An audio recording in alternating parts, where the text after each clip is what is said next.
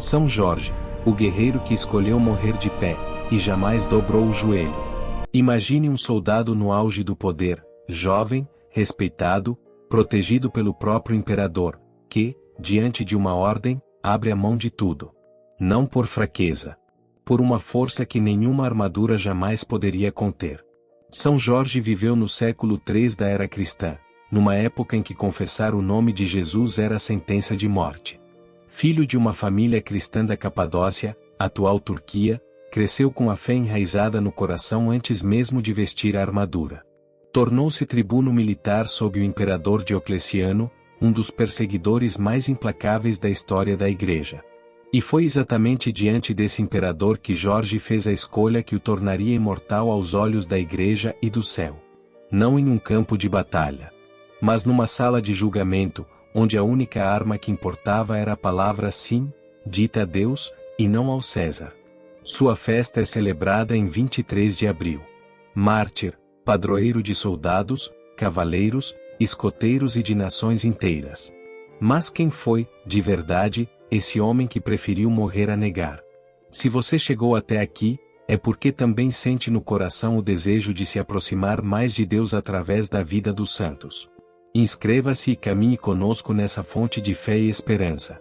E saiba, estaremos levando você e sua família em oração como um gesto de carinho e gratidão. Nicomédia, ano 296. O sol ainda não nasceu e já há fumaça no ar. Não é incêndio. É incenso, queimado em honra dos deuses do Império Romano. Diocleciano, o imperador, acaba de assinar um édito: todo soldado deve sacrificar aos ídolos. Quem recusar, perde o posto. Quem resistir, perde a vida. No meio daquela corte cheia de ouro e medo, um jovem oficial se levanta. Ele não faz silêncio. Ele não desvia o olhar. Ele olha direto para o trono e diz que é cristão. Não como confissão sussurrada. Como declaração. Naquele instante, tudo que Jorge possuía, a carreira, o prestígio, a proteção imperial, começa a desmoronar. E ele sabe. Mas há algo dentro dele que não cede. Uma certeza que nenhum decreto pode arrancar. Senhor Jesus Cristo, que destes a São Jorge a coragem de confessar vosso nome diante dos poderosos, dai-nos a mesma firmeza nos momentos em que nos sentimos sozinhos na fé. Amém. Ele poderia ter fingido. Poderia ter curvado o joelho por alguns segundos, preservado a vida, e rezado no coração. Muitos fizeram isso. Mas Jorge não era esse homem. O que o tornava diferente não era a armadura. Era aquilo que ele carregava antes de qualquer armadura, uma fé que havia sido plantada muito antes de Diocleciano, muito antes do exército, muito antes de qualquer batalha. Para entender por que Jorge escolheu morrer de pé, precisamos voltar ao começo. A Capadócia. A infância que ninguém conta. A Capadócia do século III era uma terra de vento e pedra. As montanhas guardam a planície, as casas são cravadas na rocha, e o cheiro de trigo seco e fogo de lenha marca o fim de cada tarde. É nessa paisagem dura e bela que nasce Jorge, filho de Gerócio, oficial romano de origem cristã, e de Policronia, também cristã, natural da Palestina. Desde menino, Jorge cresce entre dois mundos. De um lado, a disciplina do império, cavalgar, obedecer, servir. Do outro, a oração noturna da mãe, os salmos sussurrados antes de dormir, a memória dos mártires que já tinham dado a vida antes dele. São Pedro. Santo Estevão. Incontáveis outros cujos nomes a família guardava como tesouros. Gerócio morre cedo. Jorge ainda é adolescente quando perde o pai, e é nesse momento que a fé deixa de ser herança e começa a ser escolha. A dor da perda não o amarga. Algo nele entende, ainda que sem palavras, que há uma fidelidade maior do que a qualquer laço terreno. Com a mãe, Jorge se muda para a Palestina, terra dos antepassados, terra onde Jesus havia andado. Ali, o jovem Gerócio, porque esse era seu nome de batismo, Jorge sendo o nome pelo qual ficou conhecido, cresce respirando a memória viva da fé. As pedras de Jerusalém falam. O Monte das Oliveiras fala. Cada sinagoga transformada em memória cristã fala.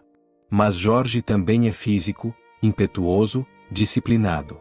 Quando atinge a idade militar, entra para o exército romano, não para trair a fé, mas como alguém que ainda não compreende que o maior combate de sua vida não será travado com lança ou escudo. Sobe rapidamente nas fileiras. É corajoso, leal, respeitado. Chega ao posto de tribuno, uma posição de prestígio considerável para um jovem de sua origem. O próprio Diocleciano o conhece e o aprecia. Jorge é, por todos os critérios humanos, um homem com futuro garantido. Talvez você também conheça esse peso, a sensação de ter construído algo, de estar bem posicionado na vida, e então sentir que Deus está pedindo exatamente aquilo que você mais não quer entregar. O emprego. O conforto. A aprovação dos outros. A segurança que levou anos para conquistar. Jorge ainda não sabe que esse momento está chegando. Mas Deus age antes que percebamos.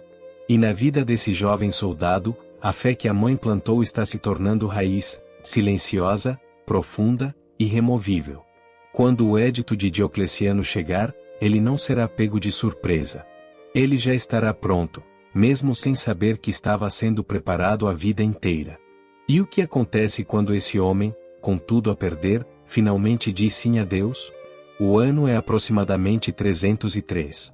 Diocleciano intensifica a perseguição mais sistemática que o Império Romano jamais moveu contra os cristãos.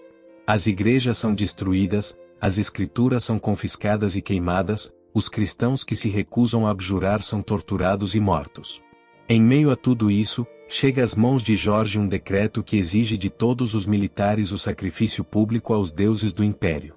Não era uma decisão simples. A apostasia, negar a fé publicamente, poderia garantir a sobrevivência. Muitos cederam. E Jorge os compreende. Ele conhece o peso do medo. Conhece o cheiro do sangue depois de uma batalha. Sabe o que significa perder. Mas há algo que nenhum medo consegue calar nele. Não é orgulho. Não é heroísmo calculado. É a certeza, plantada desde criança, de que Cristo é vivo, e que negar Cristo diante dos homens seria negar a si mesmo diante de Deus. As palavras do Evangelho de Mateus ressoam nele como ferro em brasa. Todo aquele que me confessar diante dos homens, eu também o confessarei diante de meu Pai que está nos céus. Mateus 10, versículo 32. Jorge distribui seus bens entre os pobres. Este gesto não é impulsivo, é litúrgico. Ele está se despindo do mundo antes de entrar no maior combate de sua vida. Então caminha até a corte de Diocleciano. Diante do imperador e de toda a corte, Jorge declara publicamente que é cristão e que se recusa a negar a fé. As fontes hagiográficas antigas, compiladas nos Acta Sanctorum dos Bolandistas, registram que a coragem de sua confissão causa estupor entre os presentes, incluindo alguns que, diz a tradição, são tocados pela graça naquele mesmo instante. O que se segue é uma das sequências de martírio mais documentadas pela devoção antiga da Igreja. Jorge é submetido a torturas ao longo de vários dias. A tradição registra que ele permanece firme em cada etapa. Não há relato de que ele pediu misericórdia do imperador. Há relato de que ele continuou rezando. Existem elementos da tradição georgiana, particularmente rica na devoção a São Jorge, que descrevem cenas de graça sobrenaturais durante o martírio, como sinais que confirmavam sua fé diante dos perseguidores. A Igreja acolhe esses relatos dentro do contexto hagiográfico, sem defini-los como dogma, mas reconhecendo neles o padrão de Deus que glorifica seus santos na hora da provação. Em 23 de abril do ano 303, ou 304, segundo outras fontes, Jorge é decapitado. Ele morre como viveu, de pé, confessando. A tradição registra que, pouco antes de morrer, ele ora. Não por si mesmo. Por aqueles que o perseguiram. Mas o que esse amor produziu no mundo ainda estava apenas começando. A memória de São Jorge não esperou séculos para se acender. Ela começou a irradiar quase imediatamente após o martírio. O prodígio de Berytus e a rainha Alexandra. A tradição cristã antiga preserva um relato de profunda beleza. Durante o martírio de Jorge, a rainha Alexandra, esposa de Diocleciano, ou, segundo outras versões, uma nobre da corte, é tocada pela firmeza do mártir. Ao ver como ele suporta o sofrimento sem abjurar, algo nela se quebra. Ela confessa publicamente sua fé em Cristo. A consequência é imediata, ela também é condenada à morte. Alexandra morre como mártir. Ela não conhecia Jorge há muito tempo. Bastou vê-lo testemunhar para que a graça fizesse o resto. Ela também é venerada como santa pela Igreja, sua memória é celebrada em 23 de abril, no mesmo dia de Jorge. E você acredita que Deus ainda age assim, que uma só vida entregue com coragem pode abrir os olhos de quem está ao redor? O ensinamento concreto desse episódio é direto: o martírio não é derrota. É missão. Cada cristão que vive a fé com integridade, mesmo sob pressão, é testemunho que pode converter sem que ele diga uma única palavra adicional. A lenda do dragão e seu núcleo espiritual. Nenhuma devoção a São Jorge pode ignorar a lenda do dragão, que, embora não pertença ao núcleo histórico do martírio, é parte integral de como a Igreja e o povo cristão compreenderam o significado espiritual de sua vida ao longo dos séculos. A lenda, difundida no Ocidente principalmente por meio da legenda áurea de Jacopo de Varazzi no século XIII, narra que Jorge chega a uma cidade aterrorizada por um dragão ao qual os habitantes oferecem sacrifícios humanos para aplacar. Quando a sorte recair sobre a filha do rei, Jorge intervém, enfrenta o dragão e o derrota, não por força bruta, mas fazendo o sinal da cruz e colocando o animal sob controle antes de abatê-lo. A cidade inteira se converte. A Igreja sempre leu essa lenda como alegoria espiritual. O dragão é o mal, o paganismo, a mentira que aprisiona comunidades inteiras pelo medo. Jorge é o cristão que não foge, que se interpõe, que age no nome de Cristo, e que pela sua intercessão liberta o que estava cativo. E você acredita que há dragões assim ainda hoje? Medos coletivos, mentiras que paralisam, males que parecem grandes demais para enfrentar? O ensinamento aqui é igualmente concreto: a fé cristã não é passiva. É intercessão ativa. São Jorge nos desafia a não passar do outro lado quando vemos alguém aprisionado. A devoção que converteu nações. Desde o século IV, igrejas são erguidas em honra de São Jorge no Egito, na Síria, na Palestina, na Geórgia, cujo próprio nome carrega a memória do mártir. A Geórgia o adota como patrono nacional. A Inglaterra o acolhe como padroeiro. Portugal o invoca em suas navegações. Catalunha o venera com festa nacional em 23 de abril, quando é tradição que os homens presenteiem as mulheres com rosas e as mulheres presenteiem os homens com livros, porque Jorge é também padroeiro dos livros e da leitura em algumas tradições ibéricas. Se você já viveu uma graça como essa, um momento em que a fé de outra pessoa acendeu algo dentro de você, conta nos comentários. Estamos rezando por cada intenção deixada aqui. A força de São Jorge não estava nos músculos. Estava na raiz. E essa raiz, plantada numa vida, deu frutos em séculos e continentes. O que uma vida assim ensina a nossa, a vida comum, cheia de pressões cotidianas e tentações de calar o nome de Cristo? São Jorge mártir e guerreiro de Cristo, que confessastes o nome de Jesus diante do poder do mundo e não recuastes, intercedei por nós que tantas vezes calamos por medo.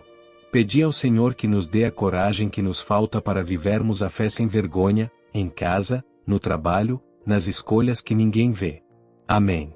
A vida de São Jorge é um tratado espiritual escrito não com tinta, mas com sangue.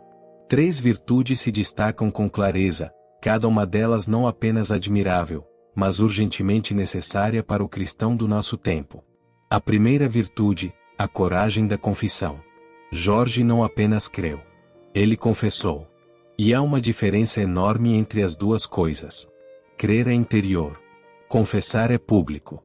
E foi exatamente esse passo, da crença silenciosa para a confissão pública, que o tornou mártir e santo. Vivemos num tempo em que a pressão para calar a fé é real, ainda que raramente chegue ao ponto da tortura física. Ela aparece no silêncio constrangido na mesa de trabalho quando o assunto é Deus. No engolir seco quando alguém zomba da oração. No desviar do olhar quando seria hora de dizer, eu creio. O apóstolo Paulo escreve na carta aos Romanos, com o coração se crê para a justiça, e com a boca se confessa para a salvação, Romanos 10, versículo 10. São Jorge viveu esse versículo até as últimas consequências. Para o cotidiano do espectador, a pergunta é direta: em qual momento desta semana você precisou, e não teve coragem de confessar sua fé? A segunda virtude, o desapego como liberdade. Antes de se apresentar ao imperador, Jorge distribui seus bens. Não é um gesto impulsivo de quem quer morrer. É o ato de alguém que já entendeu que não pode ser livre para amar se estiver preso ao que possui. O desapego de Jorge não é fuga do mundo. É preparação para a luta. Ele entra no combate leve, sem nada a perder, a não ser a própria vida, que já havia entregado a Cristo. Jesus disse no Evangelho de João: se o grão de trigo não cai na terra e não morre, permanece só, mas se morre, produz muito fruto. João 12, versículo 24. A morte de Jorge foi esse grão caindo. O que cresceu depois, séculos de devoção, conversões, países inteiros marcados por seu nome, é o fruto. Para o cotidiano, qual é o bem, o status, a posição ou a aprovação que você tem segurado com força demais, e que talvez esteja impedindo você de agir com mais liberdade cristã? A terceira virtude, a intercessão como missão. Antes de morrer, Jorge ora. Não por si mesmo. Por seus algozes. Essa é a marca do cristão maduro, transformar o próprio sofrimento em oração pelos que causam esse sofrimento. Não por masoquismo. Por uma lógica de amor que só a graça explica. A Igreja, no Concílio Vaticano II, ensina na Constituição Lumen Gentium que os santos não cessam de interceder por nós junto ao Pai. Lumen Gentium, número 49. São Jorge intercede, não apenas como devoção popular, mas como realidade teológica reconhecida pelo magistério. A aplicação prática é concreta. Rezar pelos que nos fazem mal não é fraqueza. É o ato cristão mais difícil e mais poderoso que existe. O que São Jorge te desafia a mudar esta semana? Talvez não seja nada grandioso. Talvez seja uma conversa que você tenha adiado por medo de parecer muito religioso. Talvez seja a oração pelos que te irritam, que você tem esquecido de fazer. Talvez seja abrir a mão de algo que você tem segurado com força demais. São Jorge não era diferente de você. Era um homem comum que encontrou um Deus extraordinário, e decidiu, um dia de cada vez, que esse Deus merecia tudo. E assim como no começo deste vídeo vimos um soldado que se levantou diante do trono mais poderoso do mundo, lembremos, o maior ato de coragem não foi em campo de batalha. Foi numa sala de julgamento. E ele estava de joelhos, mas de joelhos diante de Cristo, não diante do César. São Jorge não é devoção do passado. Ele é intercessor do presente. Sua memória viva pulsa em cada 23 de abril, celebrado pela Igreja Universal como sua festa litúrgica. É padroeiro da Inglaterra, da Geórgia, da Etiópia, de Portugal, da Catalunha, de Aragão, da Lituânia. É padroeiro dos soldados, dos escoteiros, dos cavaleiros e de todos que precisam de coragem para fazer o bem diante da pressão do mal. No Brasil, a devoção a São Jorge é uma das mais populares e mais antigas, especialmente no Rio de Janeiro, onde milhares de fiéis celebram sua festa com procissões, missas e pedidos de proteção para o combate espiritual do dia a dia. Uma prática concreta para os próximos 7 dias. Cada manhã, antes de sair de casa, faça uma pausa de 1 minuto. Olhe para o dia que está começando e pergunte: em que momento de hoje eu posso confessar minha fé, não com discurso, mas com atitude? E ao final do dia, volte a essa pergunta e responda honestamente. 7 dias.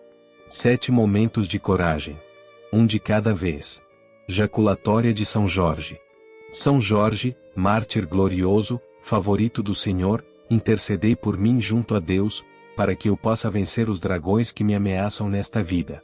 Amém. Escreva nos comentários o que a vida de São Jorge despertou em você. Salve este vídeo para rever nos momentos em que sentir que não tem forças para continuar. Se isso tocou seu coração, compartilhe com alguém que precisa de fé hoje. Inscreva-se e caminhe conosco, toda semana, uma vida que reacende a chama. São Jorge não dobrou o joelho diante do César, mas dobrou diante de Cristo, e foi isso que o tornou eterno. São Jorge, rogai por nós.